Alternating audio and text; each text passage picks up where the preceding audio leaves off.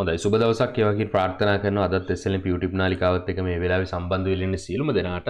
ඉතින් අද මම ඔයගලන්ගේ දැනුවත් කරන්න බලාපොරොත්තු වෙන්නේ මෙවර තිබුණු භාණ්ඩාගාර බිල්පත් වෙන්දේසියේදී ප්‍රාථමික අලෙවිකරුවන්ට ටෙසරි බිල් සඳහා කොපමණ රේට් එකක් ගෙවුවද කියන කාරණාව සම්බන්ධයෙන් ඔයගලන්ගේ දැනුවත් කරන්න.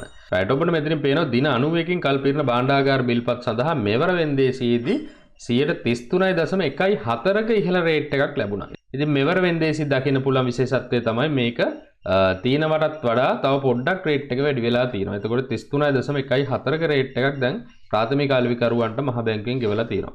හොඳයි ඊට පස්සේ දින 182කින් කල්පිරන භාණ්ඩාගාර බිල්පත් එහෙම නැත්නම් මාස 6ක වගේ කාලයකට දාන භාණ්ඩාගාර බිල්පත් සඳහා ප්‍රාථමික අලෙවිකරුවන්ට දෙන්න තීරණය කරලා තියෙනවා 32.53ක රේට් එක.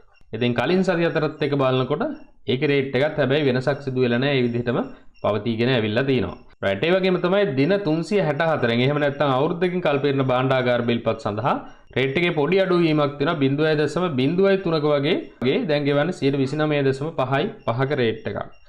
ඉතින් මේ රේට් දිහා බැලුවෙන් පස්සේ මහ බැංකුවෙන් හොඳ රේට් එකක් දෙනවා කියලා අපිට තීරණය කරගන්න පුළුවන් මේ ප්‍රාථමික අලෙවිකරුවන්ට. බොහෝ වෙලාවට ප්‍රාථමික අලෙවිකරණ ආයතන ගැන මම ඔයගලන්ගේ දැනුවත් කරලා තියෙනවා කලින් අප්ඩේට්ස් වලදී.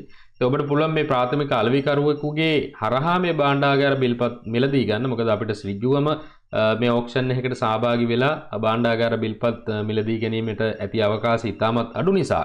ඉතින් කොහොම නමුත් මම ඔයගලන්ට විටින් විටදී මතක් කරලා තියෙනවා ඔයගලන්ට මේ රේට් එකම හා සමාන මුදලක් ගැනීමේ අවස්ථාවකුත් තියෙනවා. හොඳයි ඔබට පුළුවන් ප්‍රාථමික අලෙවිකරුවෙක් තෝරාගෙන ඒ ආයතනයත් එක්ක සිජුවම සම්බන්ධ වෙන්න.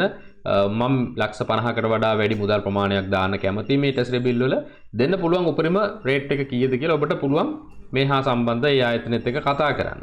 ඒ ආයතනයේ සමහර විට අවස්ථාවක් දෙන්න පුළුවන් ඔබගේ මුදලුත් මේ ප්‍රයිමරි ඔක්ෂන් එකට දාලා මේ ගන්න ඒගොල්ලෝ ෆයිට් කරලා ගන්න රේට් එක එහෙමම ඔයගොල්ලන්ට දෙන්න. ඒ සඳහා බොහෝ වෙලාවට ඒ ආයතනය ගාස්තුවක් අය කරයි ඔබගෙන්.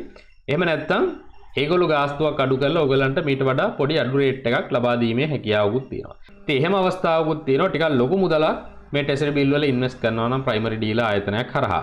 හොඳයි. ඉතින් එහෙම නැතුව සාමාන්‍ය කෙනෙකුට කොහොමද මේ ටෙසරි බිල් මිලදී ගන්න කිව්වොත් එහෙම ඔබත් අර වගේම මේ ප්‍රාථමික අලෙවිකරණ කටයුතු කරන ආයතනයක් තෝරා ගන්න ඕනේ. මේ හා සම්බන්ධව කටයුතු කරන ආයතන ගැන මම ගියේ පාර වීඩියෝ එකේදීත් කතා කරා. අද වීඩියෝ එකෙන් මම කතා කරන්න බලාපොරොත්තු වෙන්නේ නැහැ. ඒ ආයතන මොනවද කියලා නැවතත් ඒ ආයතනයක් එක්ක සම්බන්ධ වෙලා ඔබට පුළුවන් ඒ ආයතනයේ දෙනු ලබන රේට් එකට මේ ටෙසරි බිල් මිලදී ගන්න. ඉතින් ඒ ආයතනයේ ඔබ පොඩි මුදලක් ආයෝජනය කරලා ටෙසරි බිල් මිලදී ගන්න නිසා මේ රේට් එක කිසිසේත්ම ඒගොල්ලෝ ලබා දෙන්නේ නැහැ. බොහෝ වෙලාවට 124ක් 5 26 27 වගේ රේට් ලබා ගැනීමේ හැකියාවකුත් මේ හා සම්බන්ධ තියෙනවා. ඇත්තටම නෝමලි ඔබ ටෙසරි බිල් වල ඉන්වෙස්ට් කරත් මොකද දැන් ප්‍රාථමික අලෙවිකරුවන්ට 33.14ක රේට් එකක් මහ බැංකුවෙන් ගෙවන්න තීරණය කරලා තිනවා. ඒක නිසා මම ඔයගලන්ට යෝජනා කරනවා පුළුවන් නම් මේ ටෙසරි බිල් සම්බන්ධ කටයුතු කරන ප්‍රාථමික අලෙවිකරුවන් වෙන්න පුළුවන්. එහෙම නැත්නම් වාණිජ්‍ය බැංකුව වෙන්න පුළුවන්. ආයතන කීපයයි තියෙන 14යි. ඉතින් ආයතන වලට කතා කරලා ඉවර වෙලා ඔබ දාන්න බලාපොරොත්තු වෙන මුදලත් එක ගන්න පුළුවන් ඉහළම රේට් එක දැනගෙන ඉවර වෙලා ඔබට ආයෝජනය කරනවා නම් ආයෝජනය කිරීමේ හැකියාව තියෙනවා. හොඳයි. ඉතින් අද වීඩියෝ එක තුලින් එතකොට අපි දැනුවත් කරේ ඔයගලන්ට මෙවර පැවති භාණ්ඩාගාර බිල්පත් ප්‍රයිමරි ඔක්ෂන් එකේදී ඩිසයිඩ් වුණේ අලුත්ම yield rate එක කුමක්ද කියන එක තමයි ඔයගලන්ට අද වීඩියෝ එකෙන් මම අරගෙන ආවේ. ඊට අමතරව ඔයගලන්ට මේහා රේට් එකක් ගන්න පුළුවන් අවස්ථාවක් සම්බන්ධයෙන් උත් නැවත දැනුවත් කරා. මේ ප්‍රයිමරි ඩීලර් ආයතන වලට ඔබ කතා කරලා ඒගොල්ලෝ ලබා දෙන ඉහළ රේට් ලබා ගැනීමේ හැකියාව තියෙනවා. වැඩිපුර මුදලක් දානවා නම් ඒගොල්ලෝ මේහා ආශ්‍රිතම රේට් එකක් ගෙයි සමහර විට ඔබගෙන් පොඩි ගාස්තුවක් අය කරගෙන. ඒ වගේම තමයි මේ කුඩා ආයෝජකයන්ටත් මේ ටෙසරි බිල් මිලදී ගැනීමේ හැකියාව තියෙනවා. මම අර කලින් කිව්වා වගේම ඒ ආයතන වලට කතා කරලා ඉවරලා රේට් එක ගන්න පුළුවන්. හැබැයි ඔබ දාන මුදලත් එක්ක මේ රේට් එක වෙනස් වෙනවා.